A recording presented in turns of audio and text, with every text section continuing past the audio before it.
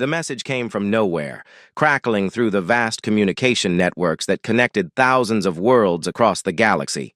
It was weak, primitive, transmitted on radio waves that most civilized species had abandoned centuries ago. The signal originated from a small yellow star in an unremarkable corner of space, from the third planet in a system the galactic charts labeled simply as Sol 3.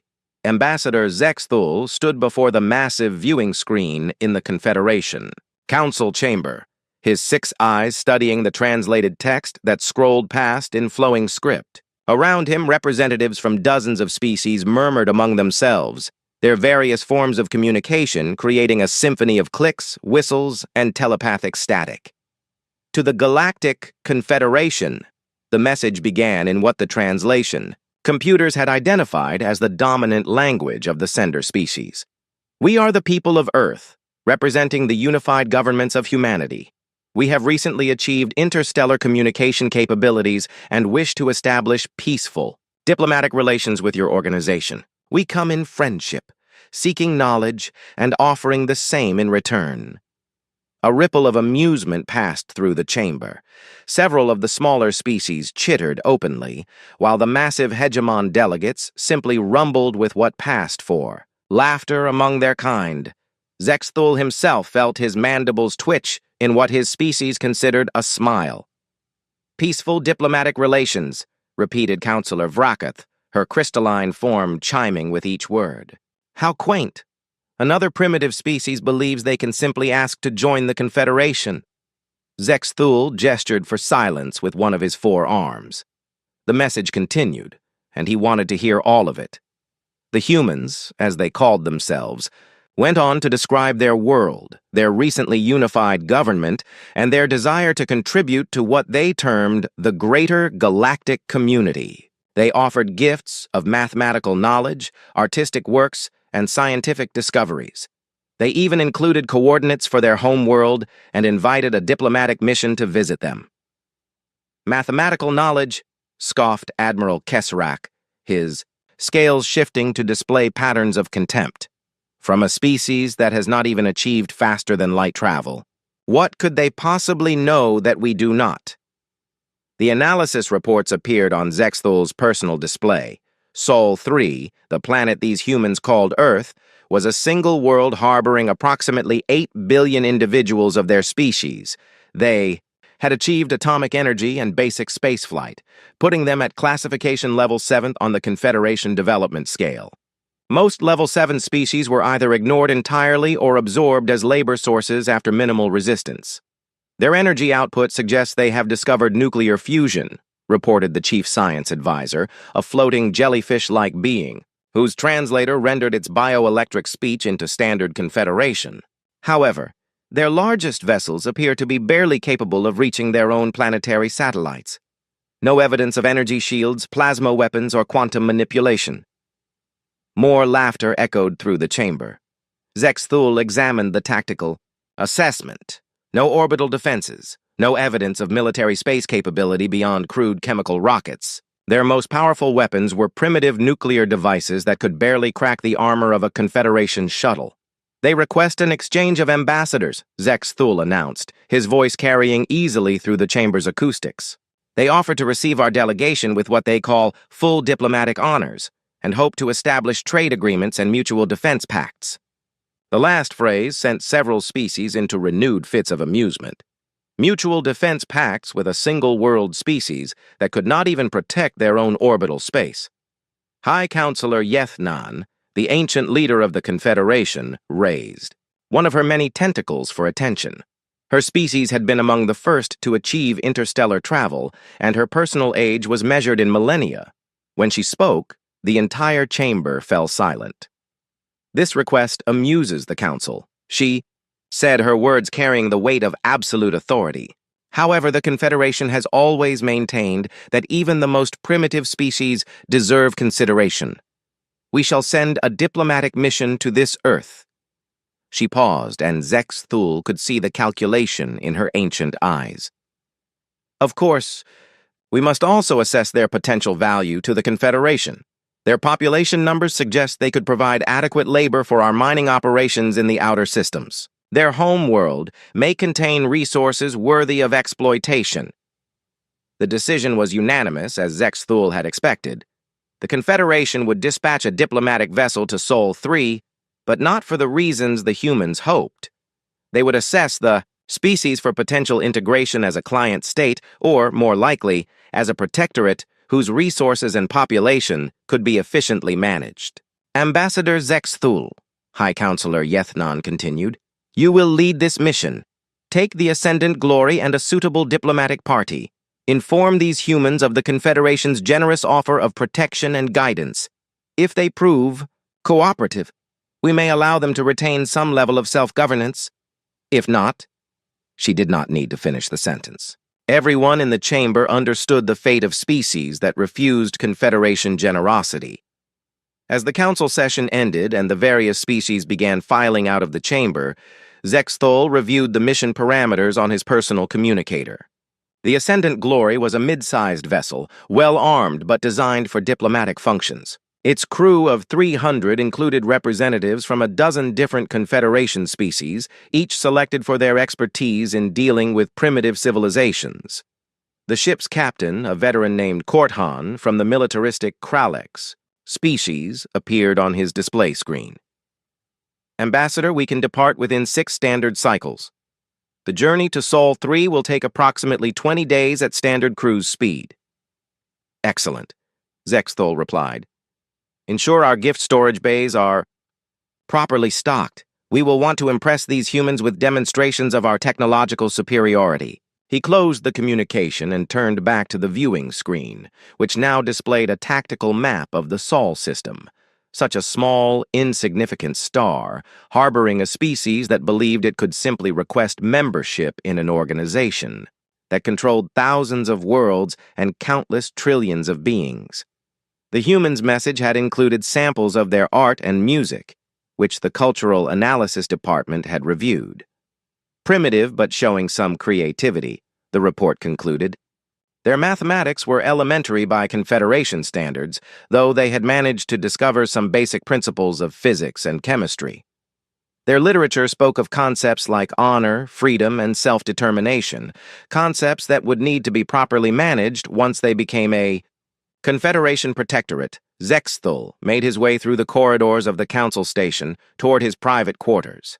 Tomorrow he would begin preparations for what would likely be a very brief diplomatic mission. The humans would be given the standard choice: accept Confederation protection and guidance, or face the consequences of their refusal. In his centuries of diplomatic service, he had never encountered a level 7 species foolish enough to choose the latter option. The message from Earth continued to repeat on a loop, broadcasting their naive hope for peaceful contact into the void. Zexthul almost felt sorry for them. They seemed genuinely enthusiastic about the possibility of joining what they called the galactic community. They had no idea that the galactic community was not a democracy of equals, but a carefully managed hierarchy where each species knew its place. Soon enough, these humans would learn their place as well. The Ascendant Glory dropped out of faster-than-light travel at the edge of the Sol system, its sensors immediately beginning their sweep of the primitive star system. Ambassador Zexthul stood on the bridge, watching as the tactical displays, populated with information about the 9 planets orbiting the small yellow star. Scans confirm the intelligence reports, announced Science Officer Technal, her insectoid form hunched over her console. The 3rd planet shows extensive signs of industrial civilization. Population density appears concentrated in large urban centers. No orbital installations detected beyond primitive communication satellites and a small space station.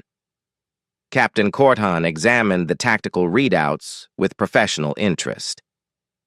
Their largest spacecraft appear to be chemical fuel vessels barely capable of reaching their moon. No energy weapons detected, no shield generators. Their most advanced military installations appear to be ground-based missile sites equipped with nuclear warheads. Zexthul nodded approvingly. Everything was exactly as the preliminary reports had indicated. These humans possessed technology that the Confederation had abandoned thousands of years ago. It would be like negotiating with Stone Age primitives. Open a communication channel, he ordered. Let us announce our arrival. The response came within minutes, transmitted on the same primitive radio frequencies the humans had used for their original message. The voice spoke in their dominant language, which the ship's translators rendered into perfect Confederation. Standard. Unknown vessel. This is Earth Traffic Control. Please identify yourself and state your intentions. This is Ambassador Zexathol of the Galactic Confederation, responding to your invitation for diplomatic contact. We request permission to establish orbit around your world for formal negotiations. The silence stretched for several minutes. Zexthul could imagine the panic and excitement such a message would cause among the humans. First contact with an alien civilization would be the most significant event in their species' history. When the response came, it was in a different voice, older and more formal. Ambassador Zexthul, this is Secretary General Chen Wei of the United Earth Government. On behalf of all humanity, I welcome you to our solar system. We have prepared a reception for your delegation and invite you to meet with our representatives. We are transmitting coordinates for a suitable orbital position. Graciously accepted, Zexathul replied, though his tone carried subtle condescension that he doubted the primitives would detect. 3 hours later, a small human shuttle approached the Ascendant Glory. The vessel was laughably crude, using chemical, rockets for propulsion, and metal plating for protection. Zexthul watched from the observation deck as it docked with their ship, marveling at how the humans had managed to achieve even this level of technology. The airlock opened, and the human delegation entered. Zexthul had seen images of the species in the preliminary files, but seeing them in person was still amusing. They were bipedal mammals, covered in primitive clothing that served both protective and decorative functions. Their leader, Secretary General Chen Wei, was a small female with graying hair and intelligent eyes. Ambassador Zexthul, she said, bowing slightly in what was apparently a human gesture of respect. Thank you for accepting our invitation. This is truly a historic moment for our species. Indeed, Zexthul replied, towering over the human delegation with his 2-meter height and 4 arms. The Confederation is always pleased to make contact with developing civilizations. The word developing was carefully chosen. In Confederation terminology, it was one step above primitive and several steps below civilized. The humans had brought gifts, as their original message had promised. They presented mathematical proofs, samples of their art and literature, recordings of their music, and examples of their scientific achievements. Secretary General Chen spoke passionately about human culture, their diversity of languages and customs, their history of overcoming conflicts to achieve unity. We have recently established a unified planetary government, she explained, gesturing to holographic displays the humans had somehow managed to create despite their technological limitations. For the first time in our history, all nations of Earth speak with one voice. We believe this positions us to be productive members of the galactic community. The alien delegation exchanged glances that the humans likely could not interpret. Cultural Officer Vexith, whose species communicated primarily through color changes in their skin, was practically glowing with amusement. The humans thought their planetary unification was an achievement worthy of note, when most Confederation species had unified their homeworlds before achieving interstellar travel. Your accomplishments are remarkable, Zexthul said, accepting a small sculpture that apparently represented some aspect of human artistic expression. However, I should explain how the Confederation typically handles integration of new species. He activated his personal holographic projector, showing images of Confederation space. Thousands of star systems appeared in the display, connected by trade routes and communication networks. The Confederation encompasses over 10,000 inhabited worlds, he began, noting how the humans' eyes widened at the scope of galactic civilization. We maintain order and prosperity through a carefully structured system. Each member species contributes according to their abilities and receives protection and guidance according to their needs. Secretary General Chen leaned forward, clearly interested. We're very eager to contribute to such an organization. Earth may be a single world, but we have 8 billion people and extensive industrial capabilities. We've developed some unique technologies that might be of interest to the broader galactic community. Several members of the alien delegation made sounds that their translators rendered as polite coughs, but which were actually poorly suppressed laughter. Your enthusiasm is charming, Zexthul continued. However, given your current technological development level, the Confederation has determined that Earth would best serve as a protectorate world. He expanded the holographic display to show the Confederation's administrative structure. Protectorate. Worlds are placed under direct Confederation management for their own protection. Your population would be relocated to designated residential areas optimized for efficiency and safety. Your industrial capabilities would be integrated into the broader Confederation economy. Your military forces would be disbanded, as protection would be provided by Confederation security forces. The humans exchanged glances that even the aliens could interpret as troubled. "I'm not sure I understand," Secretary General Chen said carefully. "Are you saying that humanity would not be allowed to govern itself?" "Self-governance is a privilege earned through demonstrated capability," Zexthul explained patiently. "Your species lacks the technological sophistication and cultural development necessary for full membership in the Confederation. Protectorate status would allow you to contribute to galactic civilization while ensuring your world's resources are properly managed." "And if we decline this offer?" asked another human delegate, a military officer whose posture had noticeably stiffened. The question surprised Zexthul. In all his centuries of diplomatic service, no primitive species had ever asked that question. The answer was so obvious that it seemed unnecessary to state it. "Decline?" he repeated. "I'm afraid I don't. Understand, the Confederation's protection is not optional for worlds within our sphere of influence. Your system falls clearly within Confederation space."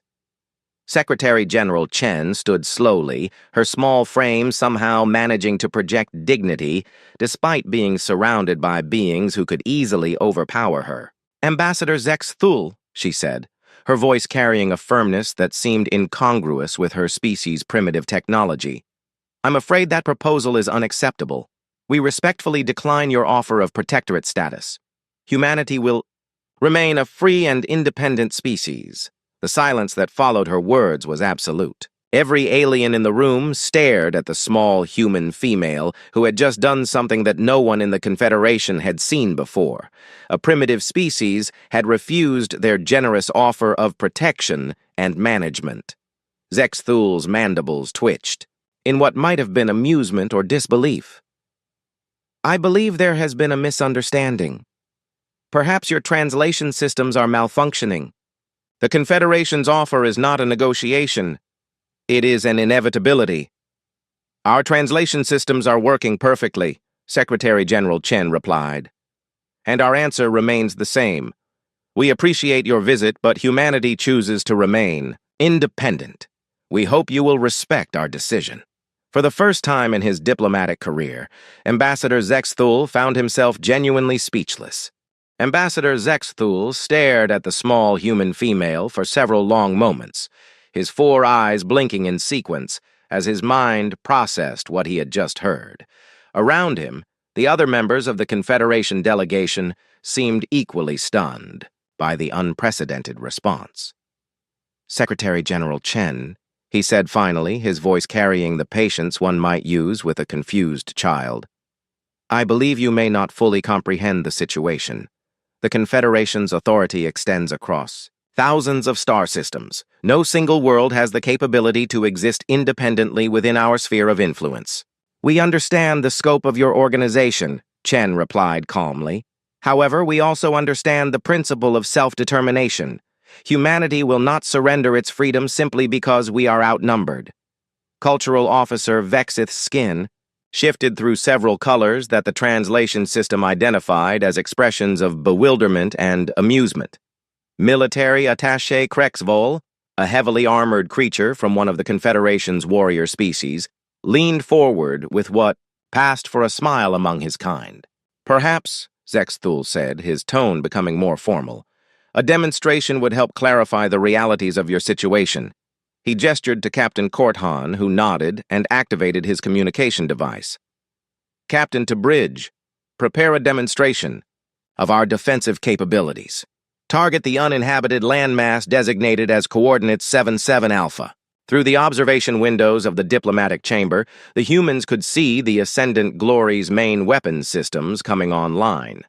Energy coursed through crystalline focusing arrays that glowed with barely contained power.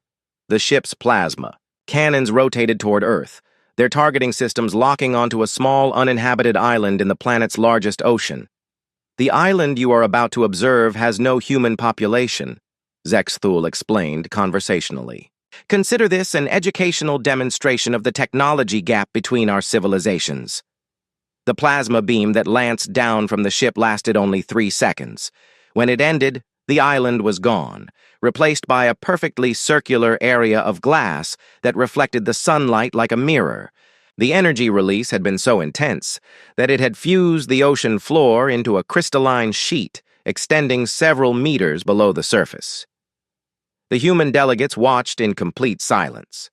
Several of them were recording the demonstration with primitive electronic devices, while others simply stared at the display of raw power that had just erased a piece of their world. That island was approximately 2 kilometers in diameter, Zexthul noted helpfully. Our ship carries 12 such weapons, along with missile systems, particle beam arrays, and defensive shields that could deflect your most powerful nuclear weapons with minimal energy expenditure. He paused, allowing the implications to sink in before continuing. The Confederation battle fleet contains over 50,000 ships of various classes, many of them significantly more powerful than the Ascendant Glory. I trust this helps put your situation in proper perspective. Secretary General Chen turned away from the observation window, her face pale but her expression unchanged. A very impressive display of technology, Ambassador. However, it does not change our position. Humanity will not submit to foreign rule, regardless of the technological disparity. The other humans nodded in agreement, their primitive recording devices still documenting the conversation. Zexthul found their unity touching in its futility. I see, he said, his tone becoming colder. In that case, I am authorized to inform you that you have 72 standard hours to reconsider your position. During this time, you may use your communication systems to consult with your world's leadership and reach a more reasonable conclusion. And if our answer remains the same, asked the military officer who had spoken earlier, then the Confederation will be forced to take more direct action to ensure galactic security, Zexthul replied. I would prefer not to detail what such action might entail. The human delegation was escorted back to their shuttle without further ceremony. As their crewed vessel departed for Earth's surface, Zexthul made his way to the bridge to observe their homeworld's response to the demonstration. Interesting species, commented Captain Korthan, watching the tactical displays that monitored Earth's communications networks. Most primitives would have surrendered immediately after witnessing our firepower. Indeed, Zexthul agreed. However, their bravery will not protect them from the consequences of their foolishness. Have you detected any signs of military mobilization? Some unusual activity, Science Officer Theknal reported. Increased communications traffic, industrial facilities operating at maximum capacity, and movement of what appear to be civilian vessels. However, nothing that suggests meaningful military preparation. The alien officers spent the next 3 days monitoring Earth's response to their ultimatum. The humans' communication networks buzzed with activity, and their news broadcasts covered the alien contact extensively. Most interesting to the Confederation observers was the apparent unity of the human response. Despite representing hundreds of different political entities, they seemed universally committed to their leadership's decision to refuse protectorate status. Their primitive nationalism appears to extend to their entire species, observed Cultural Officer Vexith. Fascinating, though ultimately irrelevant. On the 3rd day, Zexthul received a message from Confederation High Command. Admiral Kriksta would arrive within 6 hours with a battle squadron to resolve the situation. The admiral was a veteran, of dozens of planetary pacification campaigns and had never failed to bring a resistant world into compliance. As the deadline approached, Earth transmitted a final response. Secretary General Chen's voice came through the communication systems with the same calm determination she had shown during their first meeting. Ambassador Zexthul, humanity's answer remains unchanged. We will not accept protectorate status. We understand the consequences of our decision and are prepared to face them. However, we wish to remind you that peaceful withdrawal from our system remains possible. We bear you no ill will and would still welcome honest diplomatic relations, based on mutual respect. Zexthul found the message almost admirable in its naivety. These humans genuinely believed they could negotiate with the Confederation as equals. They seemed incapable of understanding that their technological inferiority made them subjects rather than potential partners. "Attention, Earth," he broadcast in response. "Your time has expired. Confederation military forces are en route to your system. I strongly advise you to reconsider your position before their arrival. Admiral Kriksta is far less patient than a diplomatic mission." The human response came not from their government, but from what appeared to be their military command. The voice was crisp, professional, and completely unimpressed by the threat. "Ambassador Zexthul, this is Admiral Sarah Chen of the Earth Defense Force. We acknowledge your warning. However, our position remains unchanged. Any hostile action against Earth will be met with appropriate defensive measures." "Earth Defense Force?" Captain Korthan laughed, his scales shifting to display amusement patterns. "What defense could they possibly mount? Their most advanced vessels can barely reach their own moon." Zexthul was beginning to find the humans' persistence more annoying than amusing. "Admiral Chen, I must inform you that resistance will only result in unnecessary casualties. The Confederation has protocols for dealing with non-compliant civilizations." "We understand your protocols, Ambassador," came the reply. "And we have protocols of our own. You have been warned that departure is still possible. I suggest you take advantage of this opportunity." The transmission ended, leaving the bridge of the Ascendant Glory in bemused silence. The humans had just threatened them. A primitive single-world species had actually threatened a Confederation diplomatic mission. "Should we inform Admiral Kriksta of their attitude?" asked Captain Korthan. "I think the Admiral will discover it for himself soon enough," Zexthul replied. "In the meantime, maintain standard observation protocols. I want to document everything that happens when the squadron arrives. This will make an interesting case study in primitive psychology." As he spoke, long-range sensors detected the approaching Confederation battle squadron dropping out of faster-than-light travel at the system's edge. 12 ships, including Admiral Kriksta's flagship, the Inevitable Conquest.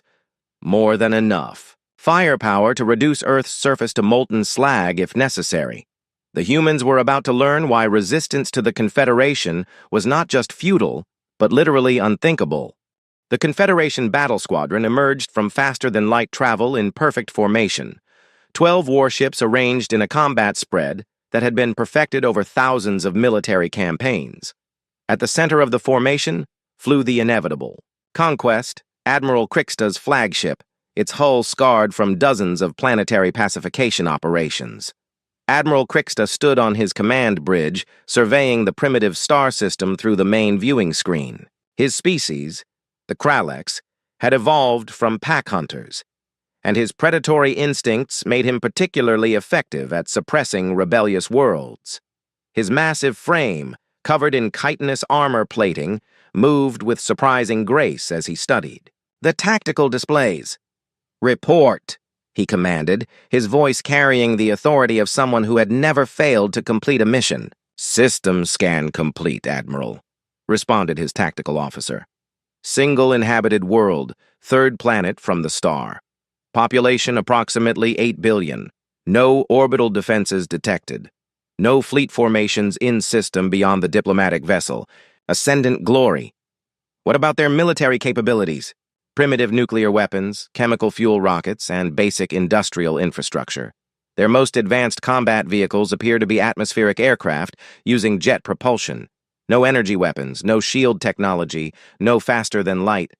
Capability. Admiral Crixta's mandibles clicked in satisfaction. Another routine operation. His squadron could reduce this world to rubble in a matter of hours if necessary, though he preferred to achieve compliance through overwhelming displays of force rather than actual destruction. Dead populations produced no resources and served no useful purpose. "Open a channel to the diplomatic ship," he ordered. Ambassador Zexthul's image appeared on the communication screen, his four arms gesturing in greeting. "Admiral Crixta, welcome to the Sol system. I trust your journey was uneventful. Report on the situation, Ambassador. The humans have refused protectorate status and shown remarkable resistance to reasonable negotiation. They claim they will defend themselves against Confederation authority." Admiral Crixta's laugh was a sound like grinding metal. "Defend themselves? With what? Our scans show no meaningful military capability." "Indeed. Their defiance appears to be based on some primitive concept of honor rather than rational assessment of their situation." "Understood. I will resolve this matter quickly. Has there been any change in their military posture since our arrival?" Zexthul consulted his displays. "Some unusual communications activity and movement of civilian vessels. However, nothing that suggests meaningful military preparation. They appear to be evacuating some population centers, which shows they understand the seriousness of their situation even if they refuse to surrender." Admiral Crixta nodded and closed the communication. He turned to his weapons officer, a veteran of dozens of similar campaigns. "Prepare a demonstration strike. Target their largest military installation. Keep it small. We want to encourage surrender, not genocide." The squadron moved into attack formation, approaching Earth with the deliberate precision of an organization that had conquered thousands of worlds. Their energy signatures blazed across every sensor on the planet below, announcing their presence to anyone with even primitive detection equipment. "Scanning Earth's communication networks," reported the intelligence officer. "Massive surge in their information systems. They're broadcasting news of our arrival across their entire planet." "Let them watch," Admiral Crixta said. "Fear can be as effective as force in encouraging compliance." He activated the general communication system, broadcasting on all frequencies that the humans used for their primitive radio networks. "People of Earth, this is Admiral Crixta of the Confederation Navy. Your government has refused the generous offer of protectorate status. You now have one final opportunity to surrender before we demonstrate the futility of resistance." The Bai response came not from the planet's surface, but from somewhere much closer. A transmission so powerful it actually caused feedback in the squadron's communication arrays. Every ship in the formation received the signal simultaneously, broadcast, with impossible precision across multiple frequencies. "Confederation forces, this is Admiral Sarah Chen of the Earth Defense Force. You are trespassing in sovereign human space. Withdraw immediately or face the consequences." Admiral Crixta stared at his communication officer in disbelief. "Source of that transmission?" "Unknown, sir. The signal appears to be coming from everywhere. Multiple transmission points throughout the system." "That's impossible. Our scans show no significant installations beyond the planet itself." The tactical officer looked up from his displays, confusion evident even through his alien features. "Admiral, we're detecting some kind of anomaly. There are gravitational disturbances throughout the system that weren't present when we arrived." "Specify." "Mass concentrations that don't correspond to any visible objects. They're small but widespread, as if—" He paused, consulting his instruments. Again. "Sir, it's as if there are large objects throughout the system that our sensors cannot detect." Admiral Crixta felt the first stirring of unease. In all his campaigns against primitive worlds, he had never encountered anything like this. "Intensify all scans. I want to know what we're dealing with." The response came not from his sensors, but from Admiral Chen's voice, returning with the same impossible clarity. "Admiral Crixta, you seem confused. Allow me to clarify the situation." As she spoke, space around the Confederation squadron began to shimmer. What had appeared to be empty voids started to shift and flow like liquid metal. Stealth fields flickered and died, revealing shapes that had been hidden from their sensors. You came here expecting to find a primitive world defended by chemical rockets and nuclear weapons? Admiral Chen continued, her voice now clearly originating from directly in front of the squadron. You were correct about our technology level when you first detected us. However, you made one critical error in your assessment. The largest stealth field collapsed, revealing something that made Admiral Krixta's predatory instincts scream warnings. A massive structure materialized directly ahead of his flagship, so large that his tactical computers initially classified it as a small moon. You assumed, Admiral Chen's voice continued from the Leviathan that had appeared before them, that we had no prior experience with visitors from the Confederation. The human ship, if it could be called a ship, was unlike anything in Admiral Krixta's experience. It was clearly artificial, constructed from metals and composites, but its design followed no known engineering principles. Parts of its hull appeared to be grown rather than built, with organic curves that suggested biotechnology. Other sections showed the angular efficiency of advanced manufacturing techniques. Tactical analysis, Admiral Krixta commanded, his voice steady despite the growing dread in his chest. Sir, the object measures approximately 12 kilometers in length. Mass readings are off our scales. Energy output. The tactical officer paused, recalibrating his instruments. Sir, the energy output from that vessel exceeds our entire squadron's power generation by a factor of 50. That's impossible. No single world species could construct such a vessel. Admiral Chen's response carried a note of amusement. Admiral, you're thinking like a species that developed independently. We had help. More stealth fields collapsed throughout the system. Smaller vessels appeared around each of the Confederation ships, sleek fighters that moved with impossible grace through space. Defense platforms materialized near Earth's orbit, their weapon arrays tracking the squadron with mechanical precision. Hidden shipyards became visible near the system's outer planets, clearly in the process of constructing more vessels. 3 years ago, Admiral Chen explained, the first Confederation expedition arrived in our system. An exploration vessel that had suffered navigation failures and was desperately seeking resources. We helped them repair their ship, gave them supplies, and sent them on their way with samples of our art and culture as gifts.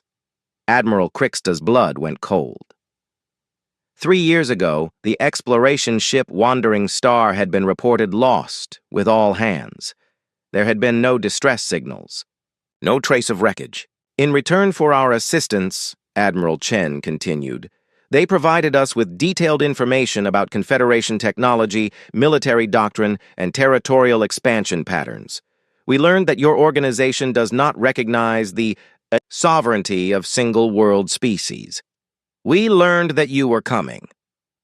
The human ship, Admiral Krixta now realized it had to be called a battleship, though it dwarfed anything in the Confederation fleet, began moving toward his squadron.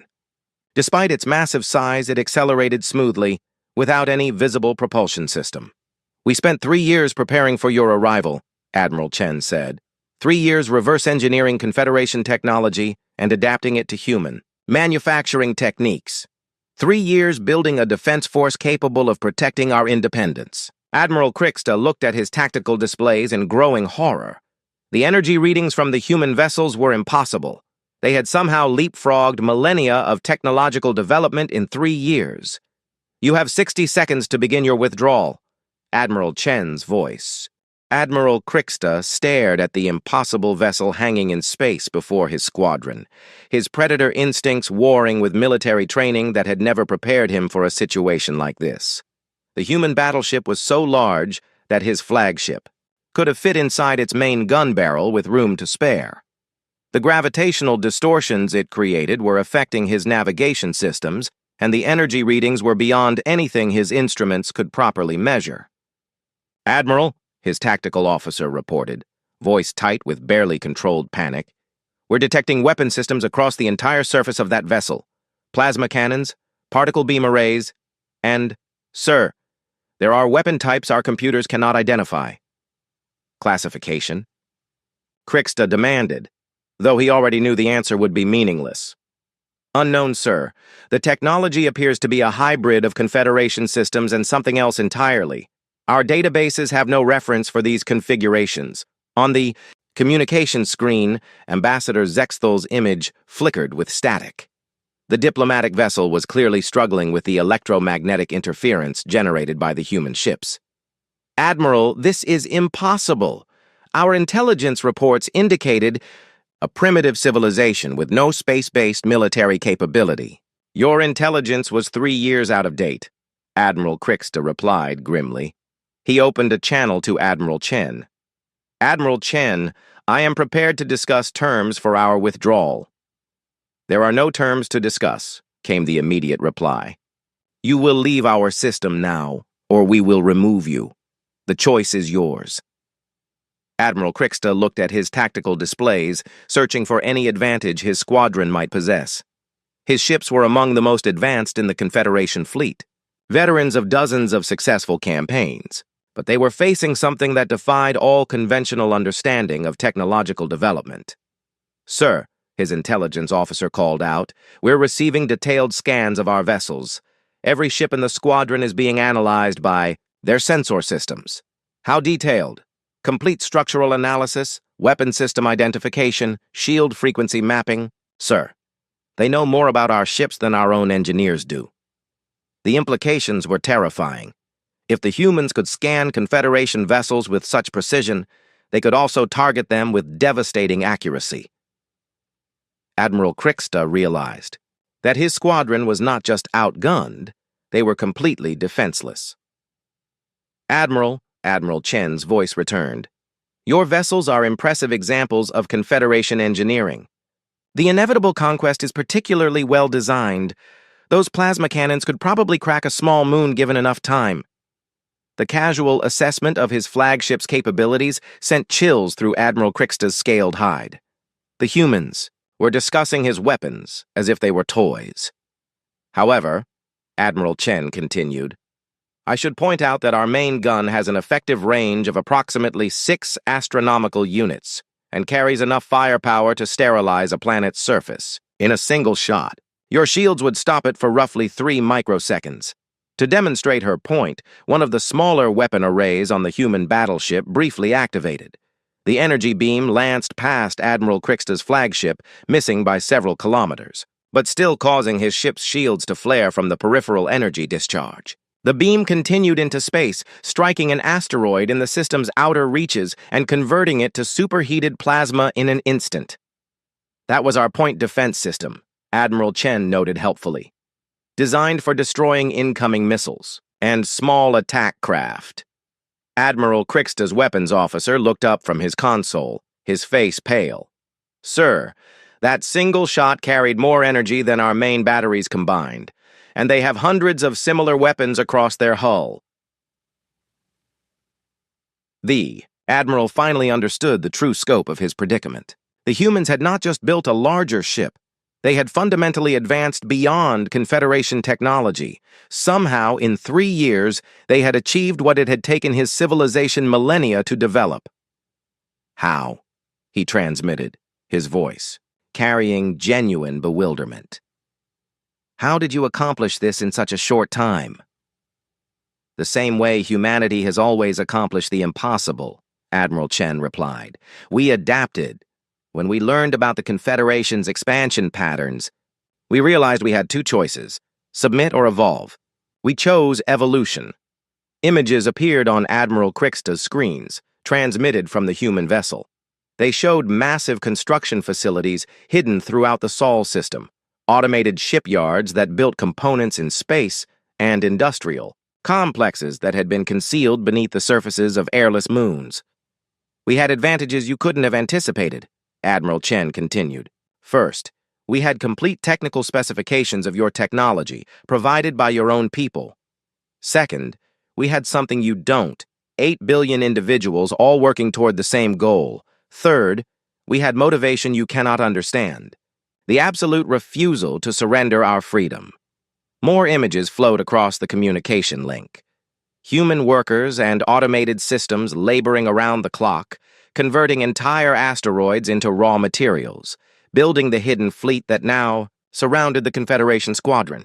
"We built this ship in 72 hours, Admiral Chen revealed. From the moment your ambassador delivered his ultimatum to the moment you arrived, we were constructing the UES Indomitable. Every industrial facility on Earth and throughout, our system worked continuously to complete it in time." Admiral Krixta's mind reeled. Building a ship of this magnitude in 72 hours should have been physically impossible, even with advanced nanotechnology. The coordination required, the resource management, the sheer scale of the operation. "Your species," he said slowly, "is not what our intelligence reports indicated." "No," Admiral Chen agreed. "We're not. You see, Admiral, you made the same mistake that every aggressive civilization makes. You assumed that technological superiority equals invincibility. You forgot that technology is just tools, and tools are only as effective as the minds that wield them." The human battleship began moving again, its massive bulk accelerating with impossible smoothness. As it moved, more ships became visible, dozens, of smaller vessels that had been hidden in its shadow, each one carrying enough firepower to threaten a Confederation cruiser. "You have 30 seconds to begin your withdrawal," Admiral Chen announced. "I suggest you use them wisely." Admiral Krixta looked around his bridge at officers who had served with him through dozens of successful campaigns. For the first time in his career, he was going to retreat from a single-world species. The humiliation would end his military service, but that was preferable to ending his life. "All ships," he commanded, his voice steady despite the circumstances. "Begin withdrawal. To jump coordinates. Maximum acceleration." The Confederation squadron turned away from Earth, their engines straining to reach safe jumping distance as quickly as possible. Behind them, the human fleet maintained formation, but did not pursue. "Admiral Krixta," came Admiral Chen's final transmission. "The Confederation is welcome to return to our system at any time, for trade negotiations, cultural exchange, or peaceful diplomatic relations. We bear you no ill will, and we understand you were following orders." She paused, and when she continued, her voice carried the weight of absolute certainty. "However, if you return with hostile intent, you will discover that the Indomitable was only the beginning. We've learned your technology now, Admiral. We've improved upon it, and we've built a fleet that makes this demonstration look modest by comparison." As the Confederation ships reached jump distance and fled into faster-than-light travel, Admiral Krixta realized that the galaxy had just changed forever. The humans had done more than defend themselves. They had announced that the age of Confederation expansion was over. Behind them, the human fleet settled back into concealment around their homeworld, ready to defend the principle that had driven their impossible achievement, the simple idea that freedom was worth any price and any sacrifice to preserve.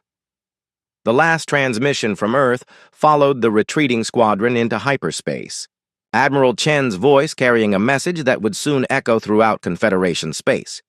"The next time anyone suggests that diplomacy is weakness, remind them that we tried diplomacy first. We prefer it to the alternatives."